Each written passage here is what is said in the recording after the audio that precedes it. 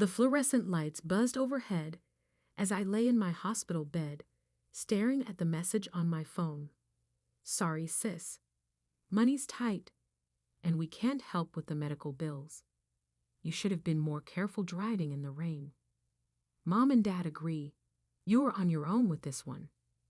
My sister Olivia, who lived in our parents' fully paid guest house and drove a Mercedes they'd gifted her for Christmas, was telling me I was on my own. The same sister whose college tuition I'd helped pay when our parents' investments took a hit in 2008. I closed my eyes, trying to block out the constant beeping of monitors and the throbbing pain in my legs. The doctors said I was lucky. The truck that hit me could have killed me. Instead, I was looking at months of rehabilitation and medical bills that would drain every penny I'd saved. Miss Porter? A nurse poked her head in. Your physical therapy session starts in 10 minutes. Do you have someone coming to help you get there? I shook my head, fighting back tears. My family lived less than 20 minutes away, but they hadn't visited once in the 2 weeks since the accident. The nurse's face softened with sympathy. Don't worry, honey. I'll help you. As she helped me into the wheelchair, I thought about the last conversation I'd had with my parents. It was at Olivia's 32nd birthday party, held at their sprawling Victorian house that had been in our family for generations. They'd been bragging about Olivia's new job at a prestigious law firm, a position she'd gotten through Dad's golf club connections. Catherine, Mom had said, sipping her champagne, when are you going to get a real career? This financial consulting business of yours. It's not very stable, is it? If only they knew that my unstable consulting business had helped me build a substantial investment portfolio. I'd kept my success quiet, remembering how they'd ridiculed my decision to strike out on my own, rather than join Dad's firm. The physical therapy session was grueling. Every movement sent shots of pain through my damaged legs, but I gritted my teeth and pushed through. The therapist, Mike, was encouraging but realistic. You're doing great, Catherine, but recovery will take time. And it's important to have a support system. I have enough savings. I cut him off. I'll hire whatever help I need. Back in my room, I opened my laptop, determined to at least review some client files. A news alert caught my eye. Morton Financial, my parents' primary investment firm, was facing a liquidity crisis. Their stock had plummeted 60% in a week. I dug deeper, my analyst instincts kicking in. Morton had made risky bets on the real estate market, leveraging their clients' portfolios to buy up distressed properties. Now those investments were imploding. My phone buzzed. A text from Olivia. Only did you see the news about Morton? Mom and Dad are freaking out. They might have to sell the house. I set the phone down without responding. The Victorian house had been our grandfather's pride and joy. He'd built the family's wealth from nothing, but always warned us about the dangers of entitlement. Money shouldn't change who you are, he used to say. It just reveals it. How right he'd been. Another message popped up, this time from my best friend and fellow analyst. David, check your email. Found something interesting about Morton's debt structure. I opened his email and started reading.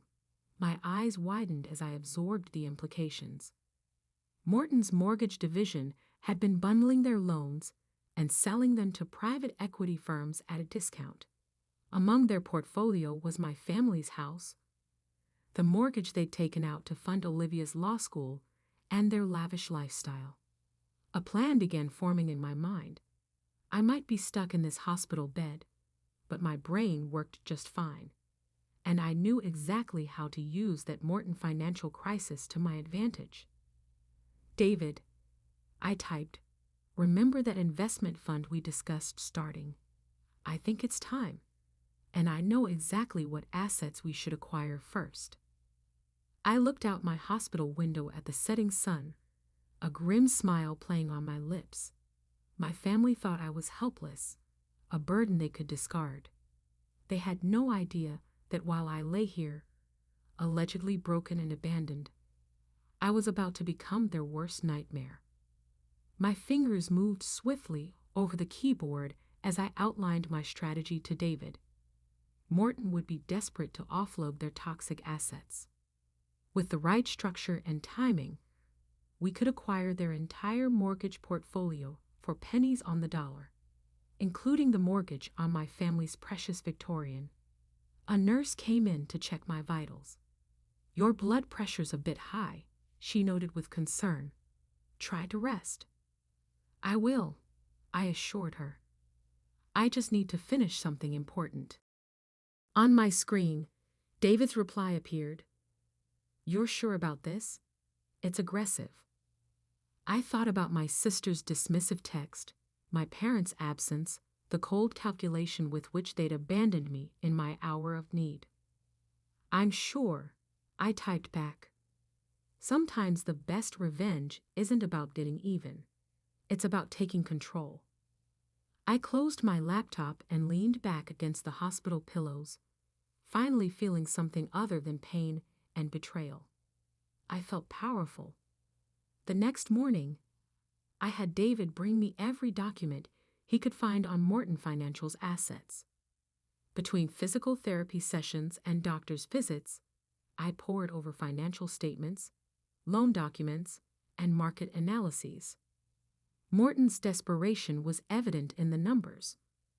They needed to raise capital fast, and they were willing to sell their loan portfolios at steep discounts to do it.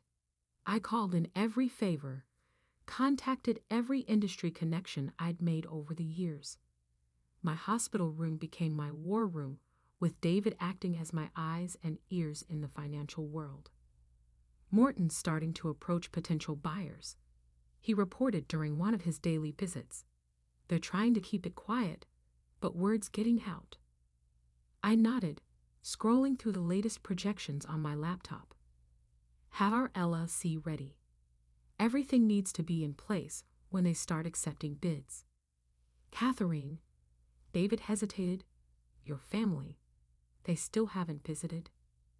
"No," I said shortly, "and soon they'll wish they had." My phone lit up with another text from Olivia. "Dad's talking about declaring bankruptcy. This is a nightmare."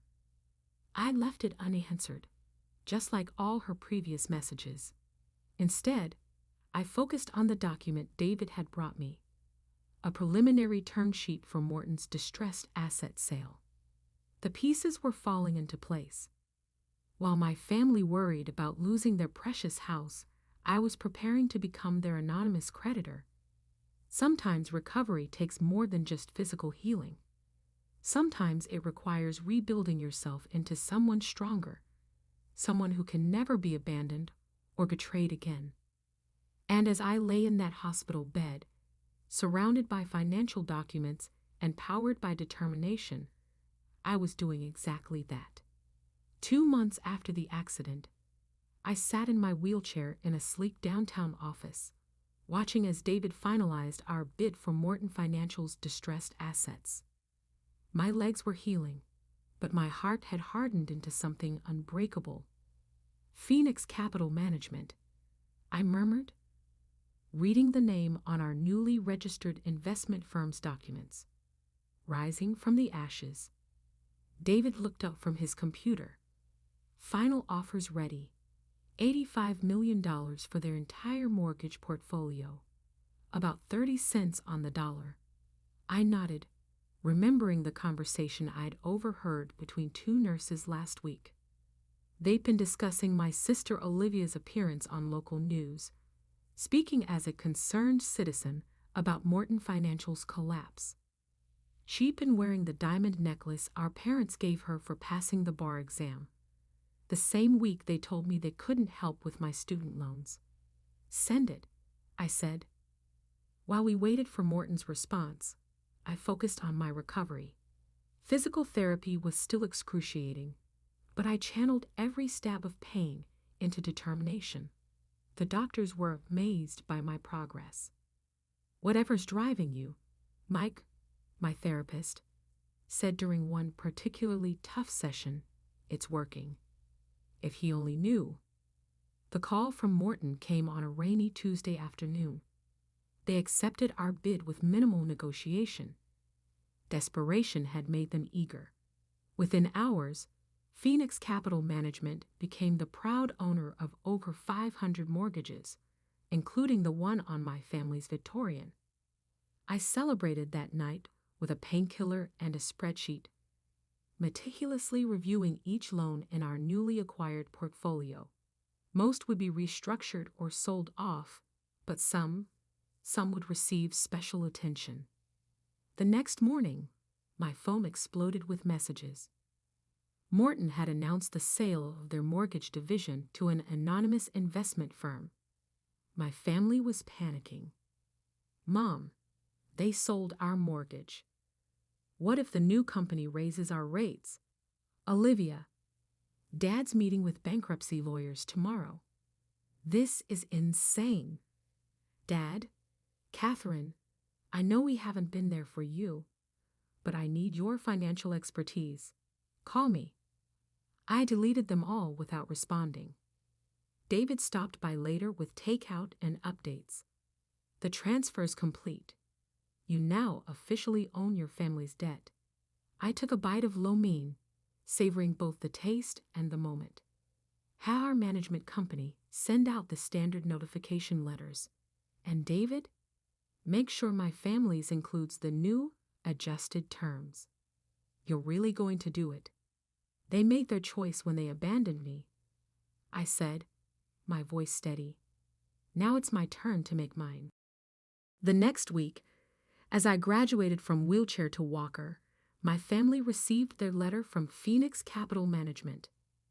Their mortgage rate was being adjusted to the maximum legally allowable amount, effectively doubling their monthly payment. The explosion was immediate. "Catherine," Olivia burst into my hospital room unannounced, waving the letter. "You have to help us figure this out. Mom's having anxiety attacks. Dad can't sleep."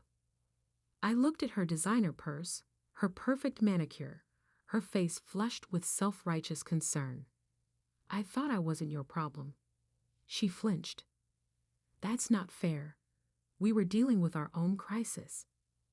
While I was dealing with paralysis, I cut in. "Alone." "We're family," she protested. "Are we? Because family doesn't abandon each other in hospitals. Family doesn't ignore calls for help. Family shows up." Tears welled in her eyes. "What happened to you? You change." I smiled coldly. "No, I just stopped accepting less than I deserve." After she left, I had David send another letter to my parents. This one detailed Phoenix's new policy on late payments. There would be no grace period, no exceptions. That evening, my father called. "Catherine, please. We need your help understanding these financial terms. Maybe you could talk to the new company, explain our situation, like you explained my situation to them when I needed help." Silence. Then, "We made a mistake. We see that now." "No," I said quietly. "You're only seeing your own desperation. There's a difference." I hung up and opened my laptop, reviewing Phoenix's latest acquisitions. We'd expanded beyond Morton's portfolio, snapping up distressed debt across the city. Every deal made us stronger, more influential. The physical therapist had me practicing with a cane now. Each step was a victory, a reminder that I wasn't the helpless victim my family had abandoned. "Your recovery is remarkable," Dr. Chin said during my checkup. "Most patients take much longer to reach this stage." I didn't tell her that rage could be as powerful a motivator as physical therapy. The next day, David brought more news. My parents had tried to refinance their mortgage. approaching every bank in town. They were denied, he reported. Their credits shot from the Morton collapse. I nodded, unsurprised. And the house? They've listed it for sale. No takers yet. The Victorian had been in our family for 3 generations. My grandfather had bought it with his first real estate profits, turning it from a rundown property into a symbol of success. Now it would become a symbol of something else, the price of betrayal. My phone buzzed with a text from Mom. We're having a family meeting tonight about the house. Please come. We need you. I stared at the message, remembering all the unanswered calls I'd made from my hospital bed, all the nights I'd laid awake, fighting pain and loneliness, while they lived their lives as if I didn't exist. Can't make it, I texted back. I have a meeting with my investment advisors. Let them wonder about that. Let them speculate about my finances while their own crumbled, because soon they would learn just how expensive abandonment could be. That night, I sat in my apartment. I checked out of the hospital last week, looking at old family photos. Happy faces smiled back at me, preserving moments when I'd believed in unconditional love and family loyalty. You were right, Grandpa, I whispered to his image. Money doesn't change people, it reveals them. My laptop chimed with an email notification. David had sent the latest report on Phoenix Holdings. Our company had grown exponentially, attracting attention from major players in the finance world. But I wasn't interested in their attention. I was focused on one particular asset, a Victorian house that would soon teach my family the true meaning of consequences. 3 months after Phoenix Capital acquired my family's mortgage, I stood without assistance in my office on the 40th floor of downtown's most prestigious building, looking out at the city below. My cane rested against the desk, rarely needed now, except on particularly tiring days. My phone buzzed, a text from David. They're here. I smoothed my designer suit, a small smile playing on my lips. Send them up. Minutes later, my family walked into my office. Their shocked expressions as they took in the luxurious space, the stunning view, and my position behind the massive desk were almost worth every painful step of my recovery. Catherine? Mom's voice wavered. This is your office. Welcome to Phoenix Capital Management, I said calmly. Please, sit down. They sank into the leather chairs facing my desk. Dad looked older than I remembered, his face lined with worry. Olivia had lost her polished shine, her designer clothes replaced by something more modest. Mom's hands trembled as she clutched her purse. You work here? Olivia asked, her eyes darting around the office. As what? Not exactly. I pressed a button on my desk, and the wall behind me lit up with the Phoenix Capital logo. I own it. The silence that followed was deafening. That's impossible, Dad finally managed. Phoenix Capital is the company that bought our mortgage. They're worth hundreds of millions. The latest valuation puts us at just over $1 billion. I kept my voice professionally detached. Would you like to see the paperwork? Mom started crying. Not the elegant tears she shed at charity galas, but ugly, racking sobs. All this time, while we were drowning in debt. You were successful? I finished for her. Yes, no thanks to any of you. Why didn't you tell us? Olivia demanded. Why did you let us suffer? I leaned forward, my hands flat on the desk. Let you suffer? Like you let me suffer in that hospital, alone in pain, wondering why my family hadn't bothered to visit. We were dealing with our own crisis. Dad protested weakly. No, I cut him off. You were dealing with the consequences of your own choices. The risky investments, the lavish spending, the constant need to maintain appearances. And when I needed you most, you decided I wasn't worth the inconvenience. I pulled out a folder and laid 3 documents on the desk. Option 1. I foreclose on the house immediately. You have 30 days to vacate. Dad's face went pale. Option 2. You keep the house, but with the current terms. Double payments, no grace period, no exceptions. Mom's sobs grew louder. Option 3. I slid the final document forward. You sign the house over to me. I let you stay as tenants, with reasonable rent, but you acknowledge that you've lost any claim to our grandfather's legacy. You're enjoying this, Olivia accused, her voice bitter. You're punishing us.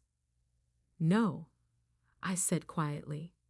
I'm teaching you what it feels like to be abandoned by family. I stood up, walking to the window without my cane. You know what got me through those weeks in the hospital. Not the pain medication, not the physical therapy. It was understanding that I had to become someone who could never be hurt like that again. Catherine, please. Mom whispered. We're sorry. We were wrong. Sorry because you mean it, or sorry because I hold your fate in my hands? No one answered. I turned back to face them. You have 24 hours to decide. Choose wisely. After they left, David came in. You okay? I nodded, watching their car pull away 40 stories below. Have the papers ready for whatever they choose. And if they go public, try to challenge your ownership. Then I released the documents showing how they mismanaged Brandpost Trust, how they used Olivia's law school as an excuse to mortgage a fully paid house, how they chose luxury over family. The next day, exactly 23 hours later, they returned with the signed option 3 documents. No one spoke as I reviewed the paperwork, my signature joining theirs in crisp black ink. The rental agreement will arrive tomorrow, I said, closing the folder. I suggest you read it carefully. Is this it? Olivia asked, her voice small. Are we just done as a family? I met her eyes, seeing for the first time how much the past months had changed her. The entitlement was gone, replaced by something that looked almost like understanding. Family, I said softly, isn't about shared DNA or shared property. It's about being there when it matters most. You taught me that. And there's no going back. Mom's question carried all the weight of her regret. I thought about the lonely hospital nights, the unanswered calls, the casual cruelty of their abandonment. Then I thought about Grandpa's words about money revealing true character. Going back? No, but forward. That depends on you.